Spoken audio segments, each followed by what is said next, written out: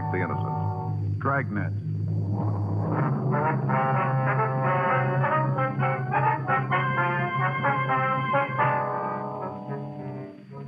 You're a detective sergeant.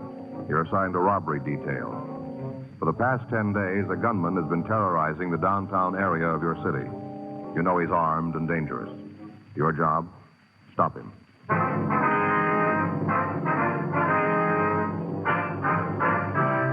Dragnet, the documented drama of an actual crime. For the next 30 minutes, in cooperation with the Los Angeles Police Department, you will travel step by step on the side of the law through an actual case transcribed from official police files. From beginning to end, from crime to punishment, Dragnet is the story of your police force in action. It was Tuesday, October 5th. It was raining in Los Angeles. We were working the night watch out of robbery detail. My partner's Frank Smith. The boss is Chief Detective Thad Brown. My name's Friday. I was on my way back from Metropolitan Division. It was 7:56 p.m. when I got to City Hall. Robbery squad room. Hey, buddy, you didn't have to make a special trip in to bring the tie. Well, I might have forgot it tomorrow and left it in the car again. Here you are. Oh, thanks. Hey, the card's still in the box, you want? No. Hey, look at this. Real pretty. Go good with my brown suit. Real silk, too, huh? Mm-hmm. That's a pretty clever idea, putting a name on a tie like that. Don't you think? Yeah. Yeah, I used to do the same thing with ink and paper when I was a kid. You know, put a gob of ink on the paper and then fold it over. Mm-hmm. And get some pretty weird-looking pictures. This name business makes a nice, neat tie pattern, don't you think, Joe? Yeah, if you don't mind the switch. On the name, you mean? Yeah. No. Unless you're looking for it, you wouldn't know it said Joe Friday. Here, take a look. See? This is how it's going to be when I'm wearing it. It's kind of hard to see. Yeah, well, as long as you're satisfied, you're the one that's going to wear it. Well, sure. Looks great to me. Of course, if you're going to turn your head sideways and read it, then you can see it says Joe Friday, but I don't think people are going to go to all that trouble. You think so? No, I don't think so. Did you talk Stoner? Yeah, says they'll meet us later. All right, better get going, huh? Yeah. Want to get your coat? It's coming down pretty hard out there. Right. You think it'll keep the suspect inside? I don't know. It isn't going to work for us. Hot shot. I got it.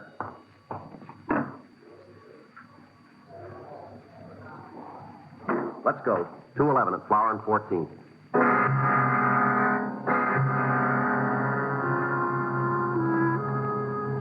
Frank and I left the office and drove out to the address. It was a small neighborhood liquor store.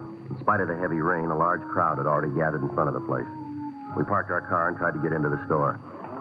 Let us through here, folks, please. Now, stop pushing. There's no reason to give you a special pass. Police officer, let us through. Oh, I'm sorry. I didn't know. It's all right. Let us through here. I've been around, seen a lot of tough guys, but there was something wrong with this fellow. Back there, Joe. No.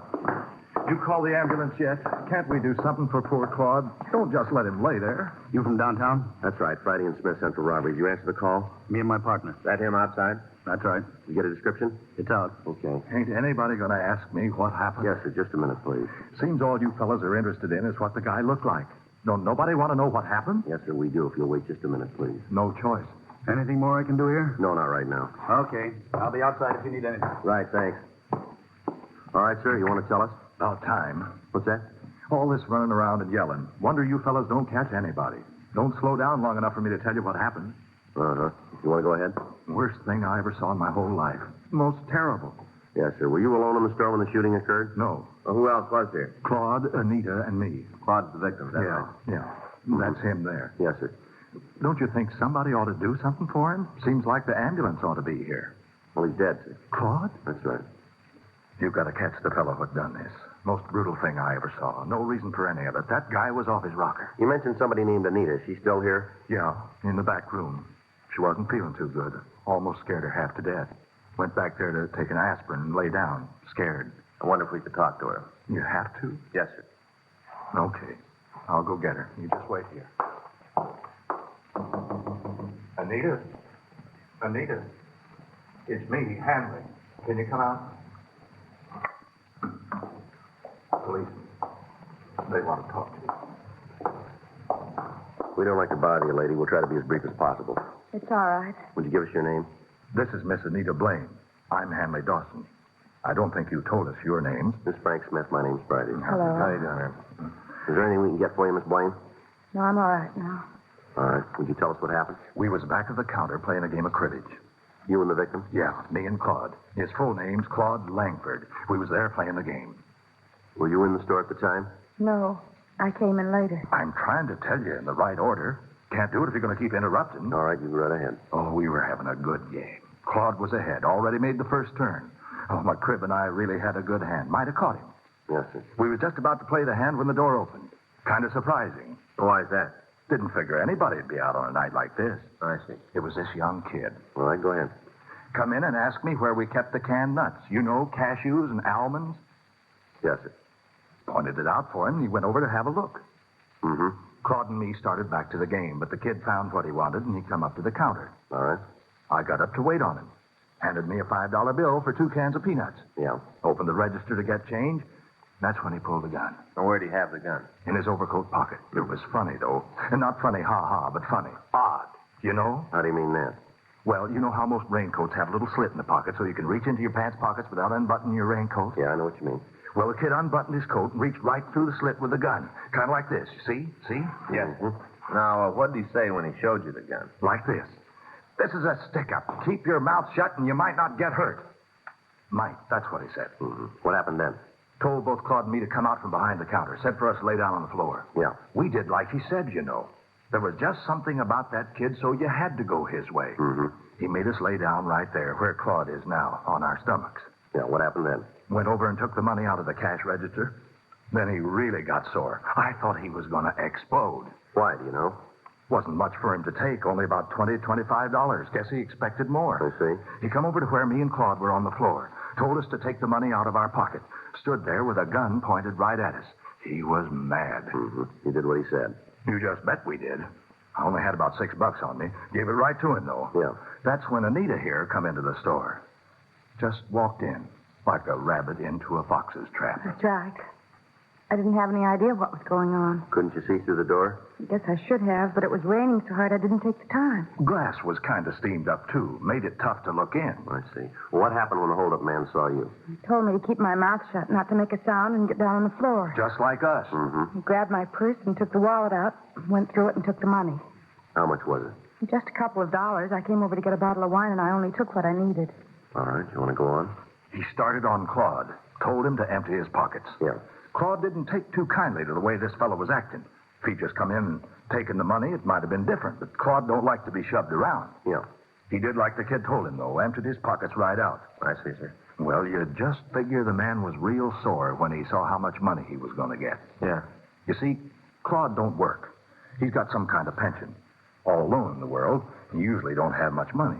Main reason he comes over to play cards. He ain't got nothing else to do. And it's free. Mm-hmm. How much do you have on him tonight? 37 cents. Kid saw that. I thought sure he's going to kill us all. He sure acted like it. Then he figured maybe Claude was holding out on him. Told him to turn his pockets inside out. He did like he was told. Yeah. When he did, something fell out of his pocket. A coin hit the floor and rolled around, disappeared under the counter over The there. man with the gun saw it and got real mad. Said Claude tried to get away with something. Said for him to go pick up the coin. Claude told him if he wanted it that bad, he could get it himself. Yeah. Fellow just looked at Claude for a minute, and then put the gun right against his head. Right here, see? Didn't say a word. Just pulled the trigger. He was crazy. No reason for it. Claude must have been dead when he hit the floor. Just brutal. What did you do then? Ran outside. Did you try and follow him? No, sir. Me and Anita were trying to see if there was anything we could do for Claude. Did the man get into a car, do you know? I didn't see. Might have, but I didn't see it. Did you hear a car? No. Uh-huh. Have you ever seen the man around here before? Not that I remember. A lot of people go by the door. Hard to pick one, make it stand out. You'd know him again if you saw him, though, would you? I think so. I would. Ma'am? Never forget the way he looked at me. Like some kind of animal. I see. Something about his eyes. He looked crazy, real wild. Well, how do you mean that? Well, he wasn't looking right at us. Like there was somebody standing behind me. He was looking at them. He couldn't focus, you know. I know what you mean. Say, did you see the coin that Langford dropped? No, just heard it hit the floor. Uh-huh. Find it? I think so. Look, sure doesn't make much sense. Take a look at it. Yeah. What is it? Streetcar token.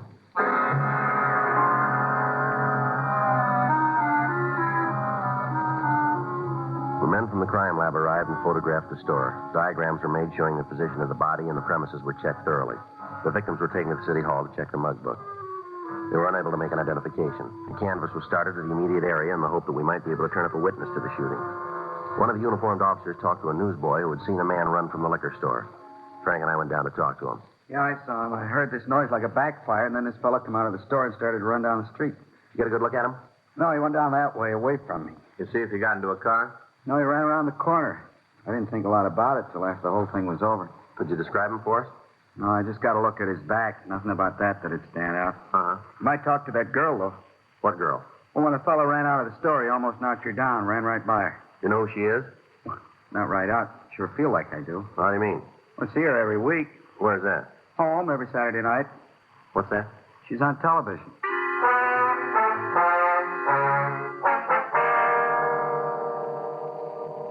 From the witness, we got the time of day of the television show. We contacted the network and obtained the information that the girl's name was Betty Martin. They went on to tell us that she was working in a nightclub in Beverly Hills. Frank and I drove out to see her. She was sitting at a table talking to some people, and we asked the waiter to tell her we'd like to see her. Hello, you want to see me? Yes, ma'am. Would you sit down, please? Thank you. Here, I'll get that chair for you. What can I do for you? We're police officers, Miss Martin. This is Frank Smith. My name's Friday. How do you do? Hello. We understand that you're in the area of 14th and Flower tonight. Is that right? That's right. Why? Well, there was a hold-up and shooting down there. It's possible that you might have seen the man who did it. Oh, I don't think so. My manager and I went down there to listen to a group that's playing, but as far as I know, I didn't see anybody else. Oh, excuse me. I'll be right back. If you wait until I'm finished, I'll tell you what I can. Well, it's rather important, Miss Martin. We'll wait. Well, so's my job. I'll do one song, and then I'll be back. Right. Thank you. Excuse me.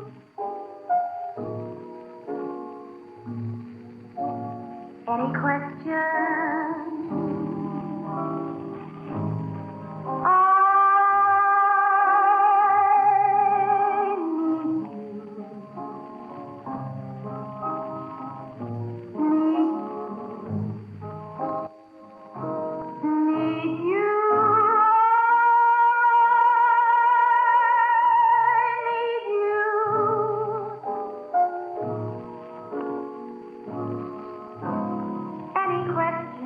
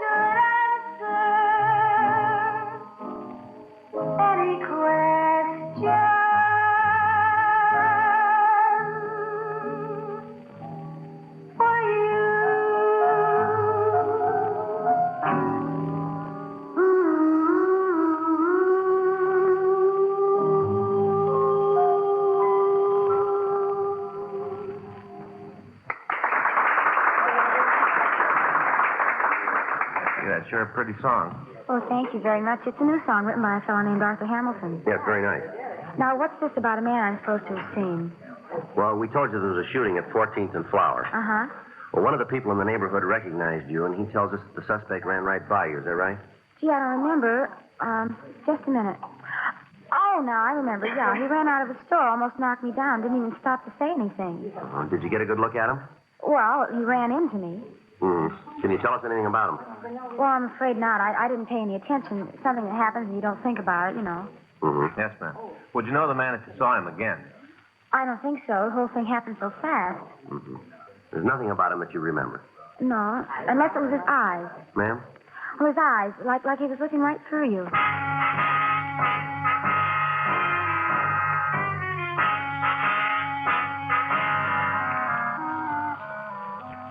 11:46 p.m. Frank and I went back downtown. The search for the killer had spread throughout the city. Additional units from all divisions were called in to help.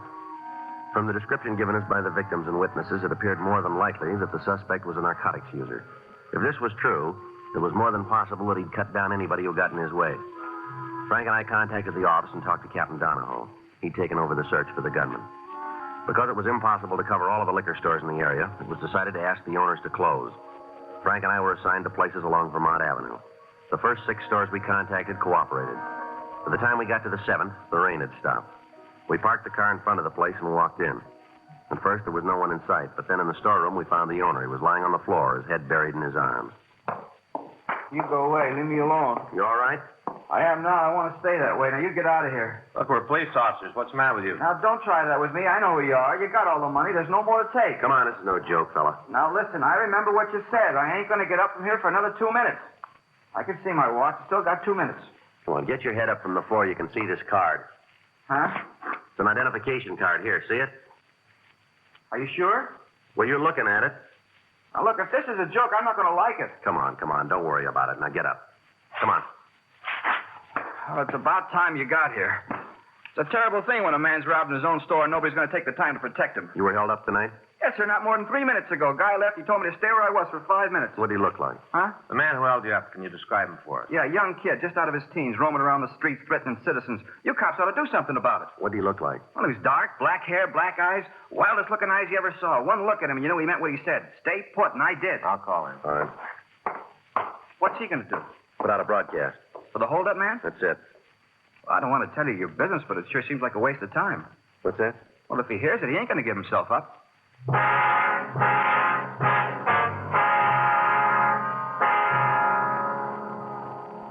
The broadcast was put out to all units. From the description given by the victim, we were sure it was the suspect. All of the cars on the perimeter of the search area were drawn in, and the entire vicinity was surrounded. It took a little over 20 minutes to get the cars into position. Frank talked with Captain Donahoe at the corner of Vermont Avenue and Beverly Boulevard. After the meeting, he came back to the car. Well, that does it. Yeah? Area's secure. Were they trying to nail him down? No. We figured to keep the area surrounded, wait till morning, and then move in. You think he's still here? We'll know in 3 hours.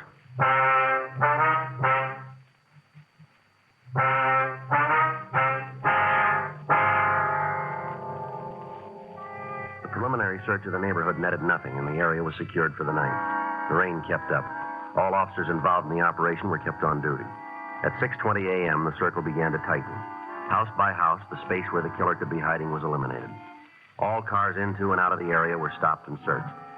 7:15 a.m., the perimeter began to narrow. At 8:46 a.m., a call went out to all units. All units on special detail in the vicinity of Vermont Avenue and Beverly Boulevard regarding the suspect wanted for murder. Possible suspect believed to be in the vicinity of Vermont and Catalina Street. Attention, all units.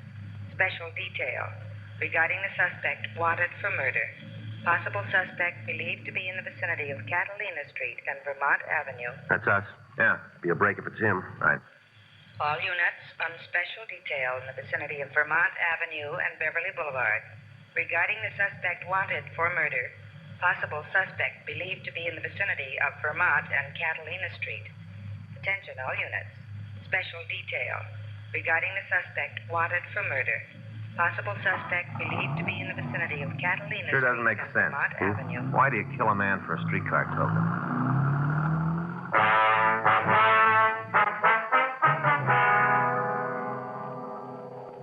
According to the report received by the complaint board, a woman in the vicinity had seen someone run through her backyard. When she shouted at the person, he continued running and disappeared into the alley. All cars in the area converged, and a complete search was started. As time went on, the possible hiding places narrowed, and finally the suspect was left with less than a block in which to conceal himself. Frank and I joined the officers on foot. After 20 minutes, we found ourselves in the backyard of one of the houses on the street. Looks like a chicken house back there. Better check it, huh? Yeah. All right. You got it covered? Yeah. Joe. Yeah. All right, come on out. Keep your hands where we can see him. Don't shoot, now. Please don't shoot. I give up. Stand still. Right where you are. I'm doing like you say. Don't shoot. All right, get up against that wall. Come on. Put your hands up there. On the wall. 38 revolver. I'd have given it to you. I don't want any trouble. Always works out that way, doesn't it? What do you mean? You guys are big as long as you're holding the gun. As soon as somebody else has got it, you fall apart, don't you? I don't want no lectures, cop. Just take me in. That's all you got to do. Take me in and make a booking. We'll do that. We'll end up on a limb anyway. You got nothing to hold me on. Is that so? Yeah, I've been around cops a long time. I learned it the hard way. Don't tell them nothing. That's the way to make it. Don't tell them nothing. Well, you missed one of the big points. Huh? This gun you were carrying. Yeah. Maybe that'll tell us.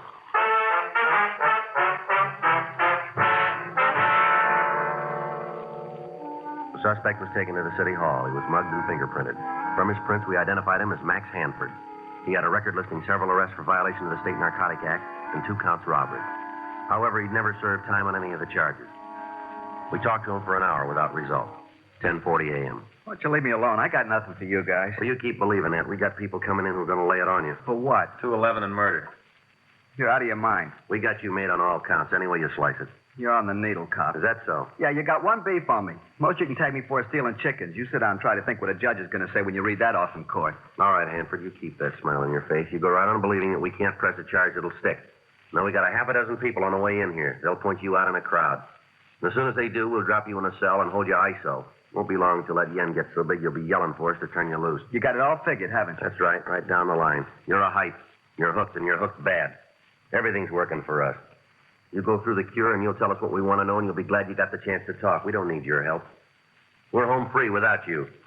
You keep up the way you're acting, see how far it gets you. You really figure you can box me in? Without a door. When'd you call the people? What's that? To point me out. A little while ago. Well, can you get them before they leave home? Why? No reason for them to make a trip. I'll give it to you. You want a stenographer?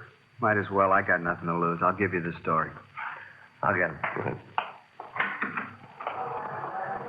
Lousy deal. Is that right? Yeah, I didn't want to kill that fella, you know. Well, why'd you do it? I was high. I just had a pop. I felt like I owned the world. Maybe pretty sure to think the guy was holding out on me. I guess you think that's a pretty bad reason. That's right. People don't understand. You get a bad habit working on you, you'd do anything to feed it. Is that right? Sure, you let me talk to anybody. Let me tell them what it means to have a supply shut off. I'll tell them what it's like. I don't care who it is. You put me in front of a jury, I'll tell them. Yeah, well, you'll get the chance. I'll tell them it wasn't my fault I got hooked on this stuff. That's why I did it. I'll tell them. Well, while you're at it, you can tell them something else. What? Why you started taking narcotics.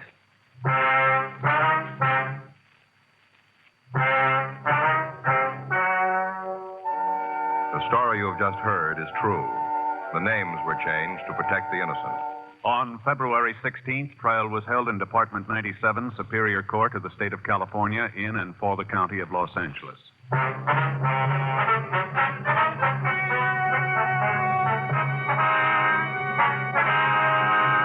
Max Gifford Hanford was tried and convicted of murder in the first degree and received sentence as prescribed by law.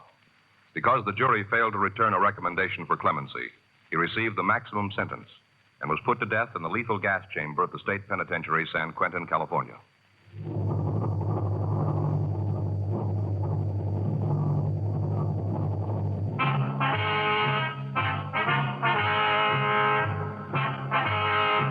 You have just heard Dragnet, the authentic story of your police force in action, and starring Jack Webb, a presentation of the United States Armed Forces Radio Service.